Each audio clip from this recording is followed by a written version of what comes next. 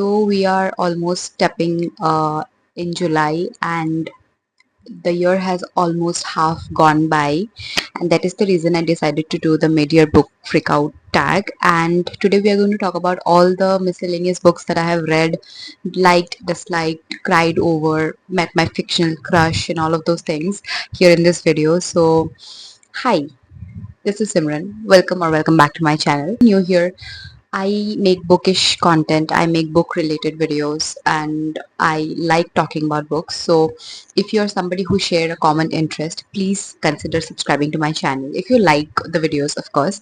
And please don't forget to comment your most favorite book so far of this year in the comment section below so that let's see if we can connect better in terms of reading through the medium of books. And people who have stuck by always, thank you so much for being there. It is an honor, a pleasure, and also I am very grateful for all the people who have been really supportive throughout. Without any further ado, let's jump right into the video because we have to cover 13 questions about the mid-year book freakout, and I'm very excited because we have unexpected books coming up in this challenge.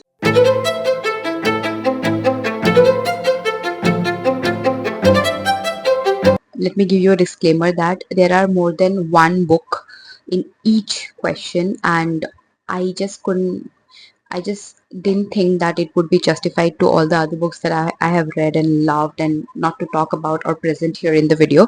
So the very first question for the media book freakout tag is best book you have read so far in 2024. Because it's June, we have completed the first 6 months of the year and we are still about to complete the second half of the year.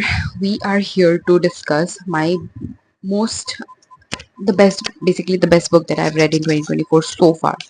And I don't know if it will come as a surprise to a lot of people, but the best book I have read this year so far is definitely Lolita by Vladimir Nabokov and Letters to a Young Poet by Raina Maria Rilke. Now, both are very new authors to me. I have not read any of their works earlier, but I am pleasantly surprised to have read them late. But the impact that both the books that have left upon me, I guess it's always classics that win this title, always. And I don't even I don't know, or I don't feel the need to explain or over explain myself more because I have already put up a video about Lolita on my YouTube. So if you haven't already checked it, I will link it down below on why and how I loved the book so much. But I think for this one category of best book that I've read so far in 2024 is definitely Lolita and Raina Maria Rilke's Letters to a Young Poet. If you haven't already read either of them, I think because Letters to a Young Poet is a short, crisp book, I think you can start with that one as a classic as well. And Lolita, I don't know, it's a subjective matter. I'm not sure how many people would like it, but if you're okay and comfortable reading books like Lolita that discusses pedophile, incest, and all of those things, then definitely do not miss on Lolita. That's next. The next question is best sequel you have read so far in 2024. So I am not generally a series person. I barely have read any series completely except for I think Harry Potter, and I don't remember it if I have read any other series. I guess not because I read very less of series, so I also don't remember a lot of them. This year I was very fortunately and kindly sent a book called Long Island by Com Torbins by Penn Macmillan India. This is perhaps the only sequel that I have read this year, and I have loved it so much. And not that I have read the first book of the series, I watched the movie Brooklyn, adapted from the very same book, but I wasn't expecting that there would come out a second part of the book as well. And when they approached me for a book tour, I was like, you know what, I watched the movie and I would want to know what happens next, and that is the reason I accepted it and I read it and I loved it. And that is the book that was the best sequel because obviously there was no competition for me to choose from, and that is the reason I could only come up with this one answer. And yeah, Long Island by Com Torbins was the best sequel that I have read in 2024 so far. Number 3 question is new release you don't sorry, new release you haven't read yet but want to. So I am not somebody who waits for new releases or who looks forward to reading new books, because new books are generally contemporary, and I do read contemporary, but at the same time I'm somebody who always has a subconscious dilemma of picking contemporary. If only the book is very well reviewed by some people, trustworthy people, then only will I ever get it, and not that instant. I will get it later, maybe 2 3 years down the line, but not immediately. So no, I'm not looking up for any anticipated releases, and yeah, so that is the reason I have no answers to this question. Number four is most anticipated release for the uh, second half of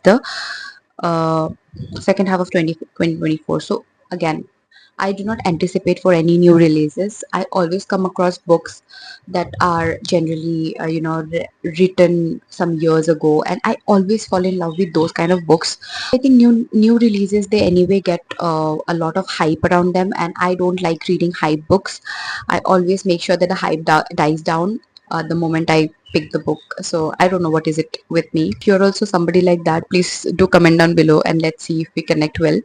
So yeah, I'm not anticipating any releases in the year 2024, in the second half of the year 2024. Next question, which is the fifth question, is the biggest disappointment. Now, disappointment only comes when you expect a lot, and I think I expected a lot from books like number one, We Were Liars by E. Lockhart. Number two, The Death of Vivek OJ by Akwaeke Emezi.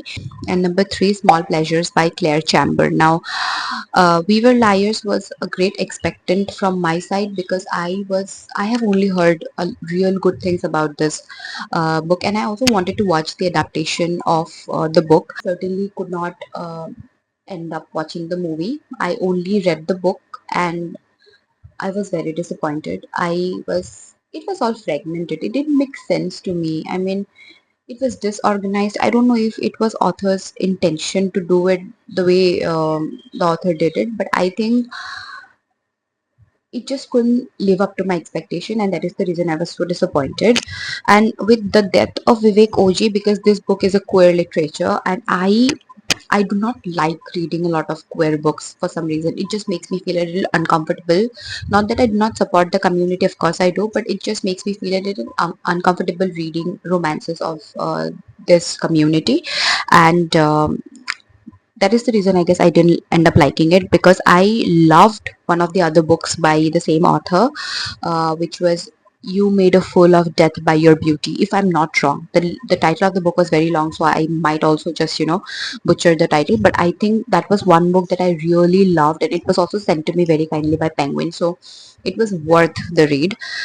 But with this one, I had expectations because I've already read the author, and I knew that I might end up loving the author, but it just didn't happen like that. So yeah, that was a disappointment. And Small Pleasures, why was it a disappointment? It is because the end was so supremely dramatic, and because reviewers or book bloggers or booktubers like Jack Edwards had praised this book, and I was very thrilled to read it, and I bought it also. And it's really expensive on Amazon, honestly, in India. And I bought it from a book fair, and I was very thrilled, and it was one of the anticipated reads of this year, and I read it and I was disappointed. I was disappointed not throughout the book. The book is very well written, it is very nice to read it very warmly, but in the end something happens and I'm like, why was it even essential? It didn't make sense. So again, that was a disappointment. These are the three books that I had high expectations from for some weird reason, and they ended up landing into my biggest disappointment in 2024 so far. And with that, we move into the next question, that is biggest surprise. Biggest surprise comes in with just one book, surprisingly. That is Nails and Eyes by Kaori Fujino. Now, I had bought this book, I think, without anybody's recommendation for the very first time. I just randomly came across this book on Amazon while I was about to purchase some. I actually purchased some.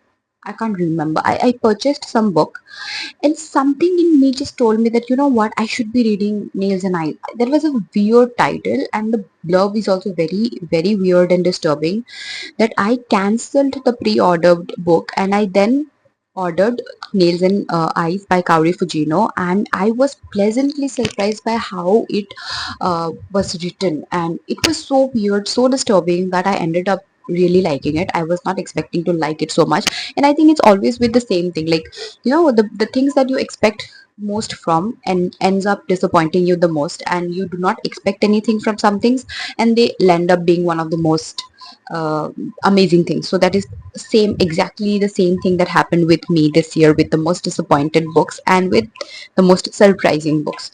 So Nails and Eyes is definitely a highly recommended book from my end if you really like reading disturbing and weird books like Vegetarian by Hong Kong, if I'm not wrong. Yeah, so that is a recommended book. Seventh question is favorite new author, debut or new to you? Favorite new author,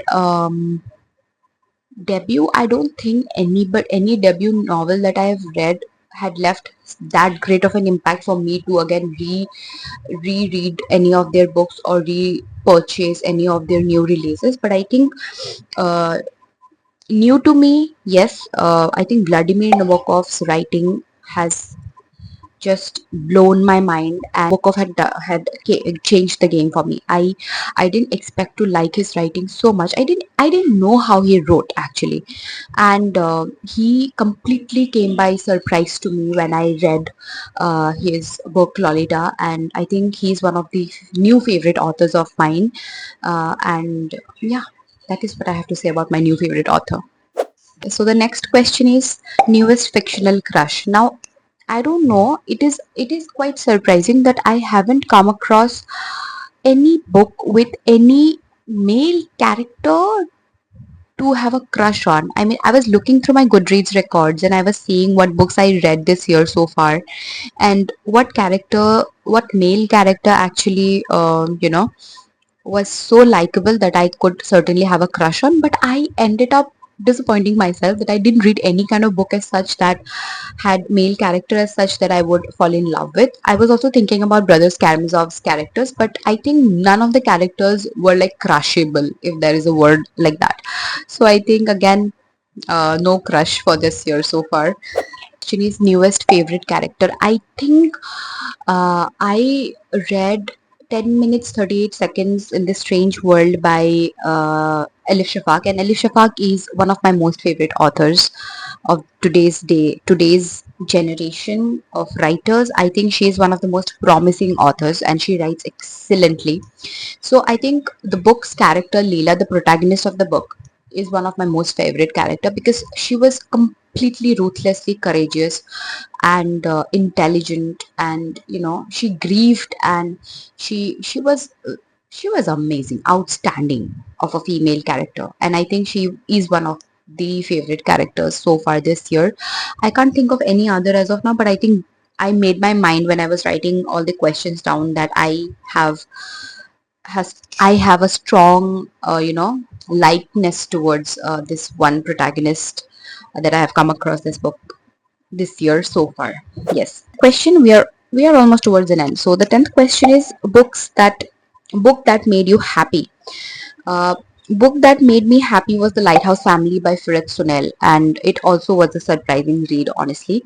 Why did it make me happy was because it was so wholesome. It was a sad book, honestly. There was nothing to make me happy, but I was just feeling so happy after reading. Like the feeling of reading a book and loving it and hugging the characters. Like I'm hugging the book. I was hugging the book after getting done with the book. I also slept by keeping the book next to my pillow for that one night because I was so into the characters. I was so into the book, and I think that is why I say that the book that made me happy, because it made me feel that the after effect of reading this book made me feel happy. I was into tears while I was reading the book towards the end, and I just didn't know what made me happy about the book, but I just felt happy internally. I was so satisfied that I read a book like that, and very gladly sent to me by Penguin again. So yeah, that was one book that made me happy only after getting done with reading it. Not that the story was anything happy, it was sad, but I don't know if it is making sense at all, but it is making sense to me, within me. So yeah. The 11th question is book that made you cry. There were a lot of books that made me cry. Book is A Gentleman from Peru by Andre Asiman, and that was again a debut author. And also, if I talk about Andre Asiman's writing, I think he is also one of the not debut, sorry. He is also one of the newest author that I explored that I really liked reading. I think I will want to read more of his writings because he writes amazing. Second book is Lives Not Lived by Monica Bhatti, and that book actually made me cry because this is a very identical book to A Thousand Sided Sun and A Pearl That Broke Its Shell. If you have read either of the book that I have mentioned, because these are the very well-known books, you will end up liking A Lives Not Lived. Sorry, Lives Not Lived by Monica Bhatti. It's about women. It's about tragedy. It's a woman-centric book written by a woman and the pain that women has to go through and all of those things. And it is very similar to what I have read in A Thousand Splendid Sun. And I think people who really love reading sad book and like reading women-centric book written by women, this is for you. Lives by Vikram Seth, and I have never read Vikram Seth. This was my first time experiencing his writing and the characters that he have drawn, and this was a non-fiction book for that matter. And I think I cried after reading his second part of the story, which was very sad, very like because it's non-fiction and people are dying there, so you certainly know what went through and how he grieved when somebody in his family passed away, and that is when I really felt bad. And it also talks about Jewish family, Jewish couple, and Jews were uh, uprooted from their own land, and all of those things, like about the Jew, like Hitler's tragedy against the Jewish people. I think that is how I ended up feeling so close to the book, and I anyway am very much drawn towards German history. So when I was reading it, it was very historically rich book. And yeah, there comes a recommendation here again, that if you really enjoy reading German history, and if you want to know more about it in depth, then I think this is one of the best books that you can ever pick, one of the best that I have read from, because I have read a lot of German history centric books that talks about some personal lives of people who have suffered through the Jewish trauma. But I think, yeah, even when I'm thinking about it now, I feel sad because it was very tragic. It was very tragic, very, very sad. The last book is Lolita. Now, I know people will be like, Lolita mein rone layak kya tha? But basically, as I've already discussed very widely in one of my videos, that Lolita is a biography of Humbert, the protagonist of the book. And Humbert is writing his own story in such a way that you will be so drawn to the character, you will be so manipulated that you will feel empathetic towards the character, and that keeps just growing. When you start reading the book, you just feel the growth, you just feel everything in your veins, that it keeps growing, the sense of empathetic nature in you for the character keeps growing. It just explodes in the end, and I welled up, my eyes were teary when I came towards the end. And I don't know if it's making sense, but it is what it is, and I can't help it. So Lolita has embedded in my soul, and I might also perhaps get a tattoo of Lolita someday. I just don't know. Is it like way too much? I don't know. Someday, let's see about it. The 12th and the second last question in this freak out tag. Most beautiful book you have bought or received this year. Now, I have segregated this topic, this entire question, into two parts. One is most beautiful book as cover, and most beautiful book as a plot or storyline, or the entire content of the book. So by cover, it was definitely Gentleman from Peru by Andre Asiman, and A Slight Angle. Slight Angle was by Ruth Vanita. Now, these are the two books that was very nice in terms of cover, and it is very appealing to the eyes, so very kindly sent to me by Penguin India. Yes. And the third book is Hurricane Season. I love simplistic covers. I can live and die for simplistic covers. So I was very impressed by, I generally am very fond of Fitzgerald edition because they have a specific kind of book covers for books like blue and whites, and I love it. The content are very beautiful in the books generally. So yeah, by cover, these are the three books, and by story and plot line, um, pleasantly. It is The Brothers Karamazov. Why is it like the most beautiful book? Is because it gave a lot. It delivered so much. It has so much to offer. It is philosophically rich. It is, you know, it is it is very philosophical. It is very character driven book, and you will hate some characters, you will love some characters, you will want to look back into the book. You will keep thinking about the book because it is that greatly written. So I think even if the author did not end up being one of my most favorite authors of this year, I still feel that this was one of the most beautiful books that I have read, considering I also have had a great experience reading the book. Like, the book had given me so much of memories with my sister, because I was reading it with her. So a lot of memories together to be cherished later, and I think that is one of the reasons why this book is the most beautiful book that I have read this year. Yes. Question. Okay, we are towards the end. The last question is, what books do you need to read by the end of this year? Now, I have more than 100 books in my TBR, more than 100 unread books in my TBR. In my shelf here, there are some books in the corner, there are some books there outside, and I think there are way too many books that I want to get to. But specifically, I want to read The Detail by meant by Ian McEwan. Now, again, if that is how it is pronounced. Book Lovers by Emily Henry. Now, Emily Henry is one very hyped author. I don't know why she is so well known and why she is talked about so much around the globe. I just wanted to explore the author myself and see what the hype is all around, uh, because even when I'm convinced by some of the big reviewers that her books are better than Colin Hoover, I think I do not have to expect anything from a contemporary romance writer, because I don't read contemporary romances for that matter. But I still feel that it's going to be a light-hearted, easy peasy book to read. And the last book is Kairos, and it won the 2024 Booker Prize. Certainly, I'm very excited because when I discussed about Lolita to few of my fellow readers, they were, especially melodramatic bookworm, who did not like Kairos at all. She probably read the first 6-7 pages and she gave up and she couldn't read that book. And that is one book that won 2024 Booker. And I want to see what is it about, because when I told her about my experience of reading Lolita and how I loved the book, the next thing that she said me was, "You should read Kairos. I think you will love it, because the theme is pretty much similar, like pedophile and incest and all." So I don't know. I'm expecting to read that book as well this year, and we will see through towards the end of the year if I got my hands on any of these books at all or not.